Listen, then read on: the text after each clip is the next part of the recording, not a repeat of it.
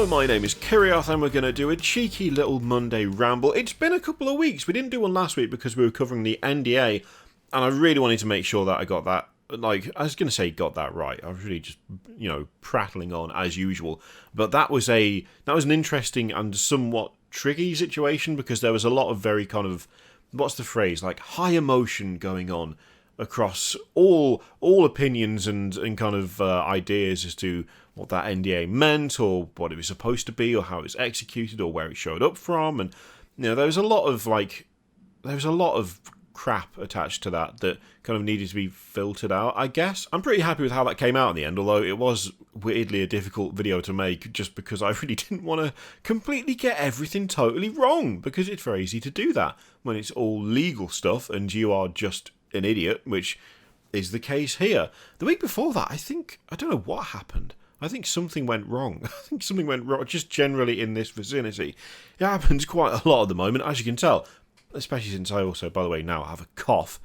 So, yeah, it's the yearly cough time, so I apologise if this video is cut to ribbons, which, given I've already coughed twice, we're not even 2 minutes in, seems very likely. I won't put a little transition on each one, because otherwise you'll just get weird wibbly eyes, and I'll give someone a migraine, but I apologise now for this being cut to shreds. So, what have we got? What have we got in terms of previews and stuff? In terms of stuff to pre-purchase, to pre-order. Pre-purchase? Same difference, really. Next week, we've got the Black Templar Army Set. So, I'm not clicking that. So, we have our 12 new models, I believe, and 13 total. One of them is just a Redemptor, not a new model. The 12 new models. 4 Neophytes, 5 Initiates Assault Brother. There's also the Marshal and an Emperor's Champion as well. You've got your Codex with the 3rd edition art. 3rd edition? Yes, it is 3rd edition, of course it is. Your normal data cards and your transfer sheet. This, honestly, looking at it again, now it's kind of laid out in a nice little pretty picture. It feels kind of underwhelming to me, this army set. I mean, I'm assuming this is going to be 125 quid like the others. In fact, I don't know why I'm assuming. It is. It's going to be 125 quid. These boxes all cost the same. And I'm kind of looking at it and just thinking that it's not striking me as being like great value. Now, obviously, value is a very subjective term. It depends on what you get out of it. It depends on how you are doing in terms of your disposable income. I think we'd all like a bit more of that. But this is not one of Games Workshop's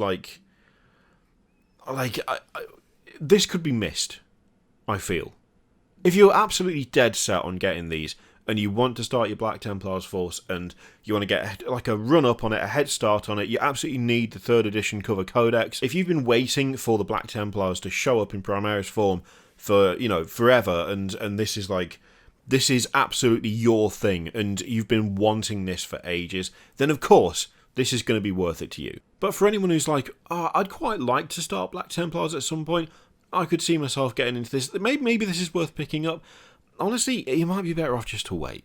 Seriously. I mean, I can generally see the value to some degree, even for those who are not like hardcore collectors or something. This feels like a very nostalgic box. It feels like it's playing off that kind of desire to have something back from the past and to bring something to people that they've been asking for ages, which is great that they do, and I'm not knocking them actually finally bringing Black Templars up to date and doing something more interesting with them than just like 2 pages in one codex or whatever. But contents-wise, the only thing that really does it for me out of this box is that codex. And yeah, it's nice having a fancy codex with a nice bit of cover art on it, but for 125 quid, this just doesn't quite cut it for me.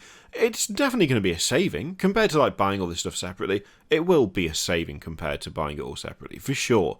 But I don't know. I always feel like these army sets need to just offer that little bit extra to really make them something special.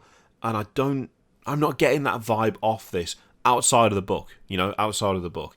And I would love that book, genuinely. That it's such a great piece of artwork, but it's not ticking the boxes for me personally, Now, of course, when it comes to this stuff, there's going to be the usual, massive amount of FOMO and desperately wanting the thing, and I would imagine for a lot of people feeling bad because you haven't managed to get the thing. I'm assuming this is going to be, super limited. I've not seen anything to suggest that it's going to be, you know, if you want one, you'll get one. Seems highly unlikely. It's going to be their usual standard for army sets and army boxes. It's going to be, this is how many we've made, and when they're gone, they're gone. That's it. It'll be the same for this, and I can see a lot of people being super disappointed that they won't get hold of one. But I would suggest with this specific box, at least, this stuff is going to show up. It's going to show up sooner rather than later.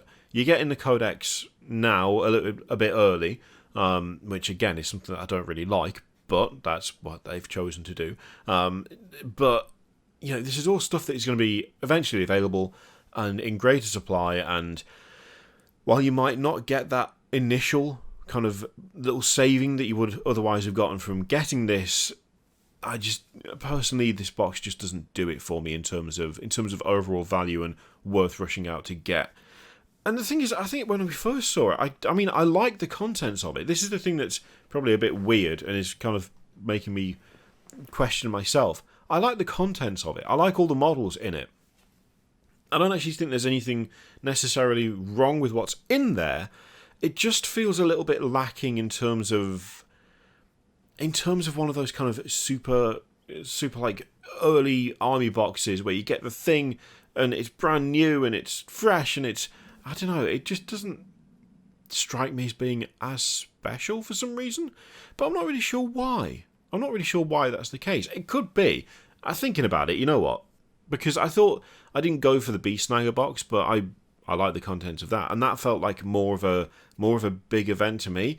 I wonder if my issue with this box is actually mostly down to it being Space Marines again. There's been a lot of Space Marine releases. That range is vast now.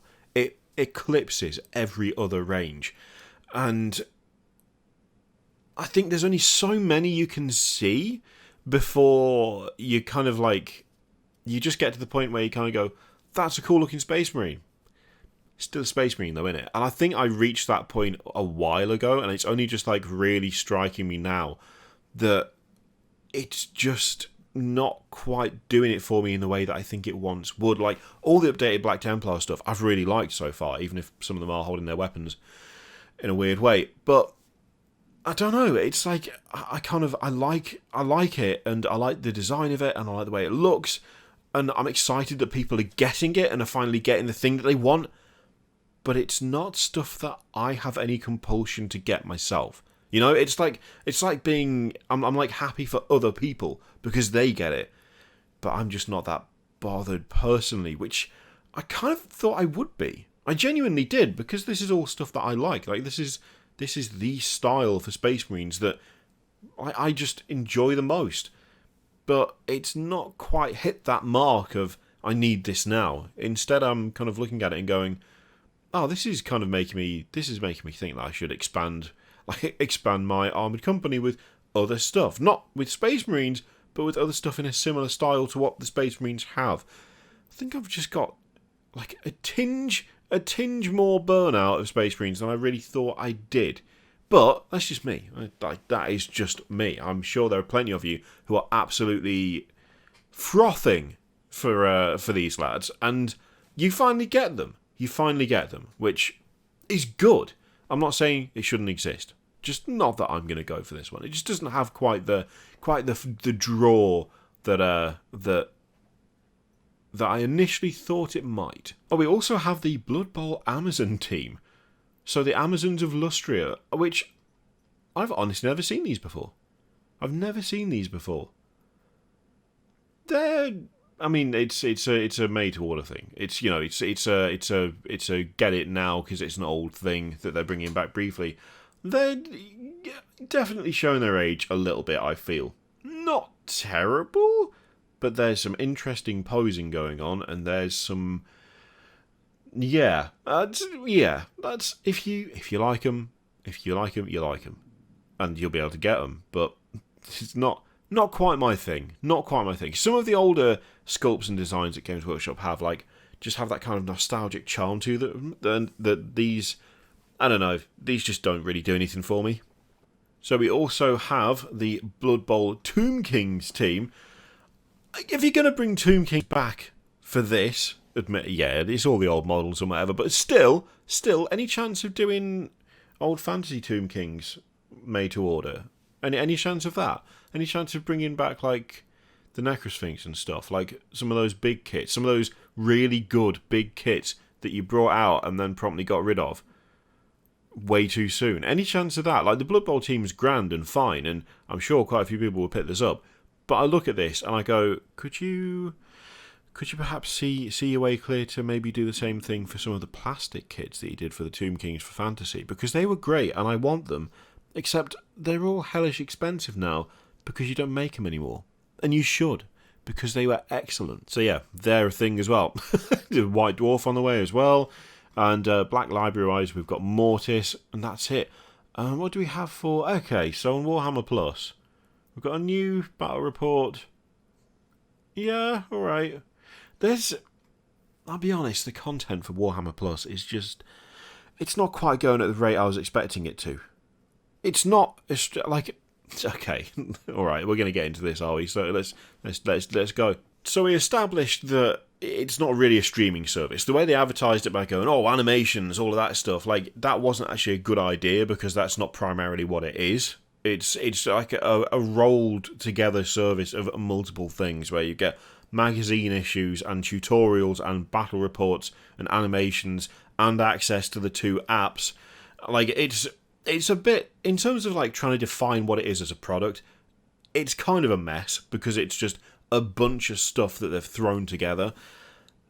Really pushing the animation side of things and like kind of advertising, oh look, we're going to have all these Warhammer animations and we've got all these animation studios and, you know, all your favourite animators that made animations are now working for us and you can watch all of it on Warhammer Plus, and they're going to be like 5 to 15 minutes long once a week.